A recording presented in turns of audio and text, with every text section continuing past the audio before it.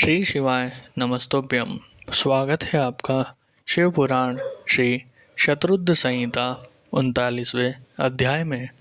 शिवजी का किरात अवतार। नंदीश्वर बोले, हे सनत कुमार जी, अर्जुन महामुनि व्यास जी द्वारा बताई गई विधि से शिवजी की उपासना कर रहे थे। काफ़ी समय तक तपस्या करने के पश्चात उनके तप का तेज बढ़ना आरंभ हो गया और उनका तप और रौद्र रूप धारण करता जा रहा था। अर्जुन ने एक पैर पर खड़े होकर सूर्य की ओर देखते हुए पंचाक्षर मंत्र का जाप करना आरंभ कर दिया। उनके तप के प्रभाव से सभी प्राणी, जीव जंतु और देवता दिग्ध होने लगे। अर्जुन की इस घोर तपस्या के विषय में दुर्योधन को ज्ञात हुआ।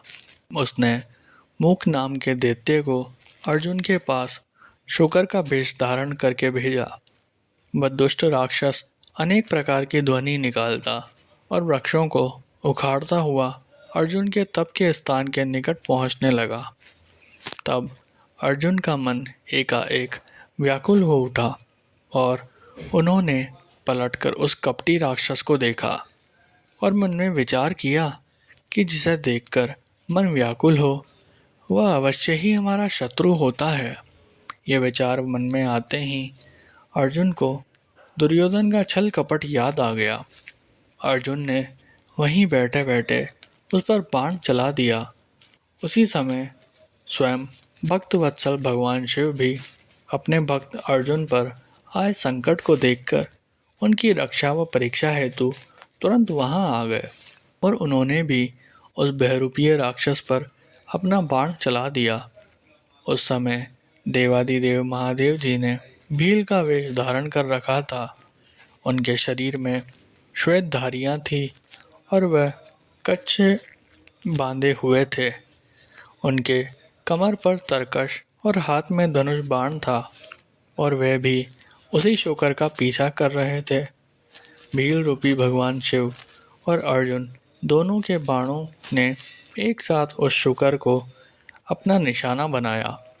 शिवजी का बाण उस विशाल शुकर की पूंछ में और अर्जुन का बाण उसके मुख में लगा। उस भयंकर आघात को वह सह नहीं सका। पल भर में ही भयानक शब्द करता हुआ वह धरती पर गिर पड़ा और उसके प्राण पखेरु उड़ गए। उस समय सब देवता भगवान शिव की जय जयकार करने लगे। शुकर रूपी दैत्य को मारे जाने पर दोनों बहुत प्रसन्न हुए। अर्जुन सोचने लगे कि यह भयानक दैत्य अवश्य ही मुझे मारने के लिए आया था, परंतु भगवान शिव ने आज मेरी रक्षा की और मुझे बचा लिया। उन्होंने ही मुझे सद्बुद्धि देकर उसे मारने की प्रेरणा मेरे मन में जगाई। ऐसा विचार मन में आते ही अर्जुन ने भगवान शिव के चरणों में प्रणाम किया और पुनः भक्ति भाव से शिव स्तुति शुरू कर दी।